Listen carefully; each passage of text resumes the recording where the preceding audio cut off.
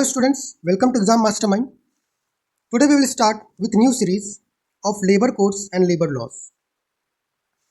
First of all, we will cover labor codes. ये labour codes क्यों लाए गए थे? सिंपली लेबर लॉज जो एग्जिस्टिंग लेबर लॉज थे, ठीक है, वो काफ़ी बल्कि और कॉम्प्लेक्स थे, ठीक है. सिंपली लेबर कोड्स क्या है, इनको सिंपल बनाया, सिंपल बनाने का काम किया, ठीक है. दीज कोड्स, इसमें क्या किया गया, जो 29 सेंट्रल लॉज थे लेबर से रिलेटेड, 29 सेंट्रल लॉज को 4 कोड्स में बांट दिया गया, सिंप्लीफाई कर दिया गया. जो सिमिलर लॉज थे उनको उनके अकॉर्डिंग कोड्स में डाल दिया गया. जैसे वेजेस से जितने रिलेटेड लॉज थे, ठीक है, उनको किसमें डाल दिया गया, कोड ऑन वेजेस में. इसमें कितने लॉज हैं, 4 लॉज, ठीक है. इंडस्ट्रियल रिलेशन से जितने सारे आपके लॉज थे उसमें उनको किसमें डाल दिया गया, इंडस्ट्रियल रिलेशन कोड में, ठीक है. इसमें क्या है, 3 लॉज. सोशल सिक्योरिटी से रिलेटेड जितने भी लॉज थे, ठीक है, उनको किसमें डाल दिया गया, सोशल सिक्योरिटी कोड में. इसमें कितने, 9 laws. Occupational safety health and working condition code में टोटल है 13 लॉज, ठीक है. तो जो लॉज जिनसे जिसके कैटेगरी में फिट होते थे उसे उस कैटेगरी में डाल दिया गया. ऐसे करके 4 कोड्स बनाए गए. ये 4 कोड्स आपके सामने हैं, wages, code on wages, industrial relation code, social security code and occupational safety health and working condition code. याद रखिएगा, 4 लॉज वेजेस में, 3 लॉज इंडस्ट्रियल रिलेशन में, सोशल सिक्योरिटी में 9 लॉज और ऑक्यूपेशनल सेफ्टी हेल्थ OSH भी बोला जाता है इसको, OSH कोड. इसमें टोटल कितने हैं, 13 लॉज. तो टोटल आपके कितने हो जाते हैं, 29 लॉज. नहीं, 29 लॉज को सिंप्लीफाई किया गया है किनमें, लेबर कोड्स में. तो पहले हम लोग डिस्कस करेंगे कोड ऑन वेजेस, ठीक है.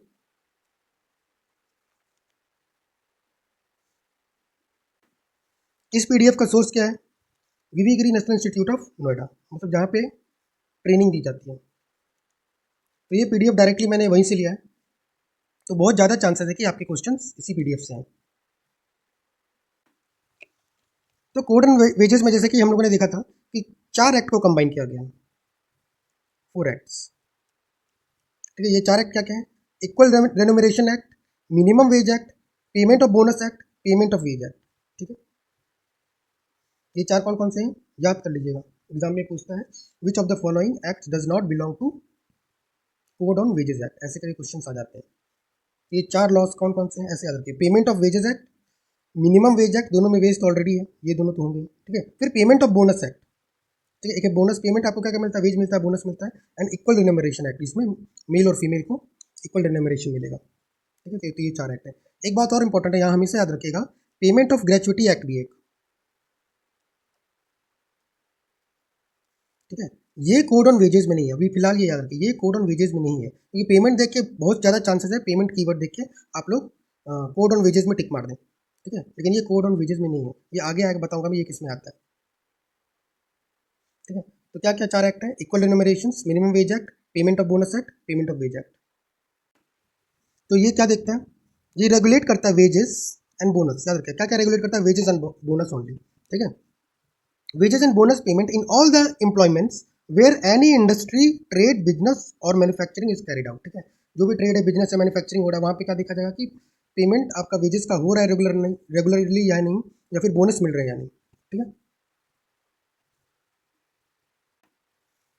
इस कोड में कितने चैप्टर्स हैं, 9 चैप्टर्स हैं, 67 सेक्शंस हैं एंड 26 डेफिनेशन है, ठीक है. इस कोड में total 9 chapters, 67 sections and 26 definition, ठीक है. इसका इंटेंट क्या है, to promote equality and labour welfare and sustainability of enterprise, ठीक है. ये दोनों को हेल्प करेगा, लेबर को भी हेल्प करेगा, ठीक है. लेबर लॉज है तो सिर्फ लेबर को हेल्प नहीं करता, एम्प्लॉयर को भी हेल्प करता, कि एम्प्लॉयर को भी हेल्प करे ताकि एम्प्लॉयमेंट ज़्यादा से ज़्यादा जनरेट हो सके. मेन फीचर्स क्या है, मेन फीचर्स क्या है, ensure timely wages payment, time से सबको पेमेंट मिल जाए, ठीक है. Ease of compliance, compliance easy हो जाए किसके लिए, एम्प्लॉयर्स के लिए, ताकि एम्प्लॉयमेंट अपॉर्चुनिटी बढ़े, ठीक है. और क्या है कि मिनिमम वेज का जो कंडीशन है उसको यूनिवर्सलाइज किया जाए, मतलब हर जगह फॉलो हो मिनिमम वेज. मिनिमम वेज क्या होता है, आगे आने वाले लेक्चर्स में बताऊंगा, ठीक है. Remove multiplicity of definition and authorities, बहुत सारे जो डेफिनेशन थे, एम्बिगियस डेफिनेशन होते थे, एक लॉज में किसी और तरीके से डिफाइन होता था एम्प्लॉयर, दूसरे लॉज में किसी और तरीके से एम्प्लॉयर डिफाइन होता था, ठीक है. तो उसको हटाने के लिए क्या लाया गया, कोड ऑन वेजेस, ठीक है. और इंस्पेक्टर का जो काम है, जो हमारा इंस्पेक्ट करता था कि वेजेस मिल रहे हैं कि नहीं, उसको एज ए फैसिलिटेटर उसको इसमें एक और रोल ऐड कर दिया गया है। क्या रोल है वो? फैसिलिटेटर का। मतलब वो गाइड भी करेगा और एडवाइस भी करेगा एम्प्लॉयज एंड वर्कर्स को, ठीक है, ताकि डिस्प्यूट कम से कम हो।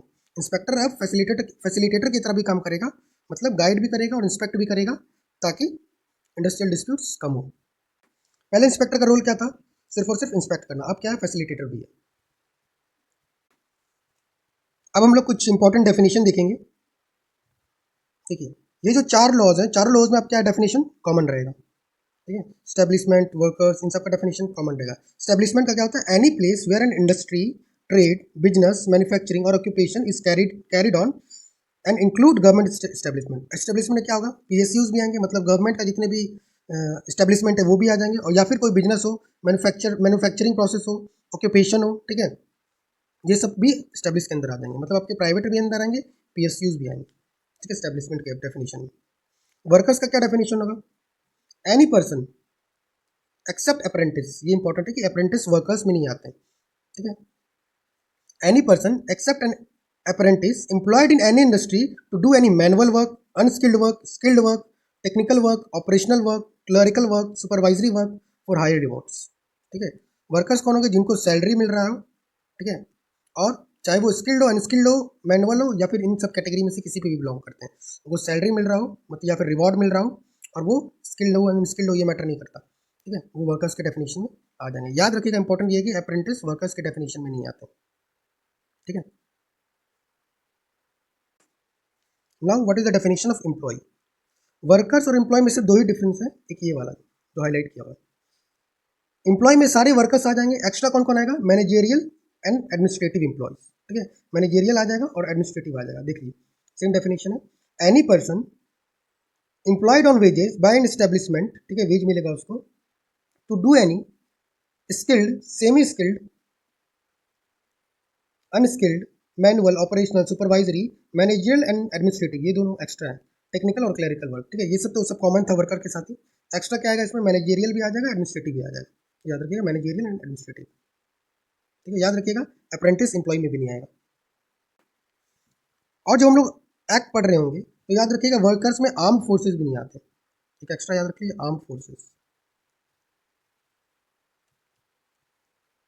जो हमारे आर्मी के जवान हैं वो नहीं वर्कर्स के डेफिनेशन में आते हैं, नहीं एम्प्लॉय के डेफिनेशन में आते हैं।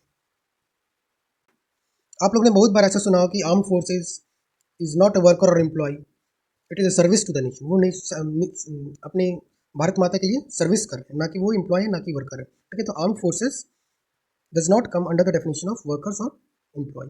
अप्रेंटिस भी वर्कर के अंदर नहीं आएंगे, एम्प्लॉय के अंदर नहीं आएंगे। एम्प्लॉय के अंदर एक्स्ट्रा क्या आएगा? मैनेजेरियल एंड एडमिनिस्ट्रेशन, कोई भी मैनेजरियल पोजीशन में है या फिर एडमिनिस्ट्रेटिव पोजीशन में, ठीक है, तो वो एम्प्लॉय के अंदर आएगा। अब एम्प्लॉयर का डेफिनेशन क्या होगा?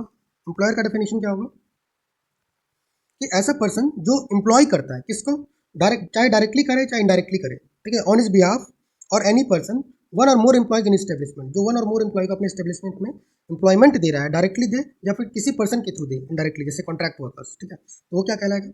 एम्प्लॉयर। एम्प्लॉयर का डेफिनेशन में देखिए क्या कहा जाता है, कॉन्ट्रैक्टर भी आ जाता है, legal representative of a deceased employee, employee नहीं एम्प्लॉयर, ठीक है।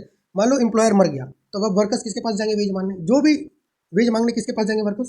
जो भी लीगल रिप्रेजेंटेटिव है, ठीक है, हो सकता है उसका बेटा हो सकता है उसके पापा हो, ठीक है, जो भी उसका लीगल रिप्रेजेंटेटिव है मेन एम्प्लॉयर का, उसके पास जाएगा इन केस अगर वो एम्प्लॉयर मर गया तो, ठीक है। या फिर एम्प्लॉयर नहीं मिल रहे हैं तो जो भी मैनेजरियल पोजीशन में है या फिर जो एडमिनिस्ट्रेटिव पोजीशन में जिसके पास अथॉरिटी है या फिर मैनेजर है या फिर एमडी मैनेजिंग डायरेक्टर है, ठीक है, having ultimate control in the establishment, ठीक है। मान लो एम्प्लॉयर नहीं मिल रहा तो किसको हम लोग मान लेंगे एम्प्लॉयर? ओनर नहीं मिल रहा है तो जो भी मैनेजर है वहाँ पे या फिर जो भी एमडी है उसको मान लिया जाएगा। ये फैक्ट्री में कौन किसको माना जाएगा?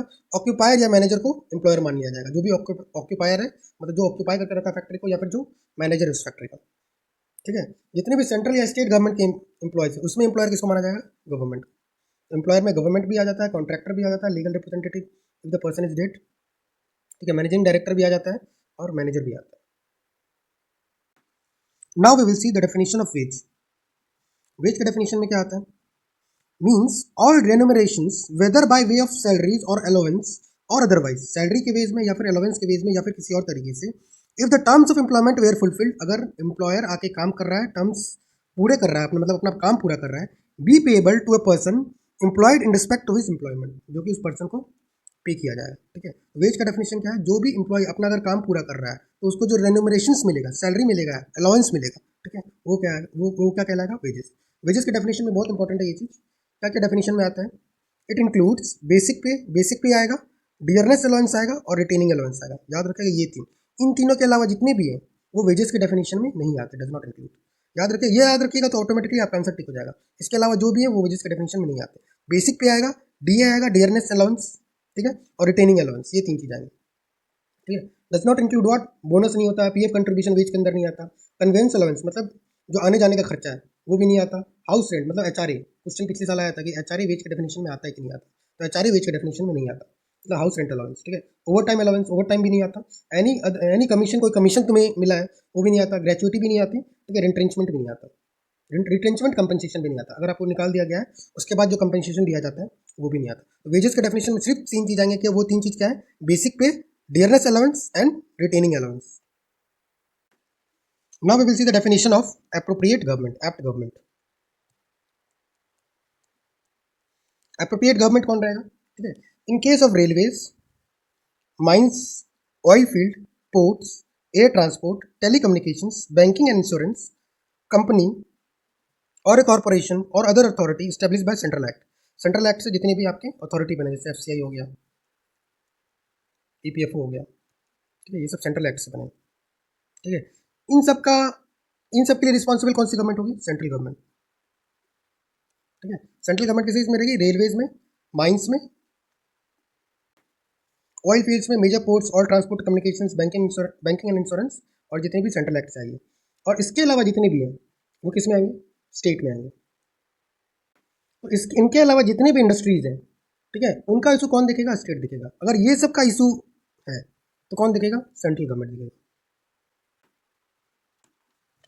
ये स्लाइड उतना इंपॉर्टेंट नहीं है, बस ये जान लीजिए जो भी आपका फ्लोर वेज आया है, कंसेप्ट ऑफ फ्लोर वेज जो हम लोग पढ़ेंगे अभी, and minimum rate of wages, ठीक है, इससे क्या क्या हुआ है, कवरेज बढ़ गया है। कवरेज बढ़ गया मतलब पहले मात्र कवरेज बढ़ गया मतलब नंबर ऑफ पर्सन्स कवर्ड, जितने भी आपके बेनिफिशियरी थे वो अब क्या हो गए, ज़्यादा हो गए। इनके डेफिनेशन को एक्सपेंड कर दिया गया, फ्लोर वेज के डेफिनेशन को और मिनिमम वेज के डेफिनेशन को, जिसके कारण क्या हुआ है कि आपके बेनिफिशियरीज ज़्यादा हो गए, ठीक है। न्यू बेनिफिशियरीज में क्या क्या होंगे, vulnerable groups within the labour market such as rural, women, illiterate, ठीक है, जिनको मिडिल लेवल ऑफ एजुकेशन मिला हुआ है उनको भी, ठीक है, कैजुअल वर्कर्स, एससीज and STs, OBCs, agriculture and construction workers, ठीक है, workers in tiny and micro enterprises, ठीक है। अब जो छोटे छोटे इंडस्ट्रीज हैं उनको भी वेज, मिनिमम वेज के अंदर, डेफिनेशन के अंदर ले लिया गया है, इसलिए इसका कवरेज काफ़ी एक्सपेंड हो गया है, काफ़ी बड़ा हो गया है।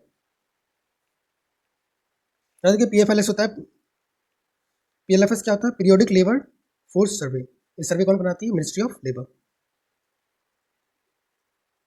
सो we will stop our discussion here. Next lecture में हम लोग लेबर कोड कंटिन्यू करेंगे, कोड ऑन वेजेस कंटिन्यू रहेगा, इसमें बहुत सारी स्लाइड्स बाकी हैं अभी, ठीक है। अगर आपको हमारा लेक्चर्स पसंद आ रहा है तो हमारे चैनल को सब्सक्राइब कीजिए, अपने फेलो फ्रेंड्स के साथ शेयर कीजिए। अगर कोई डाउट आता है तो कमेंट सेक्शन में आप पूछ सकते हैं। Thank you.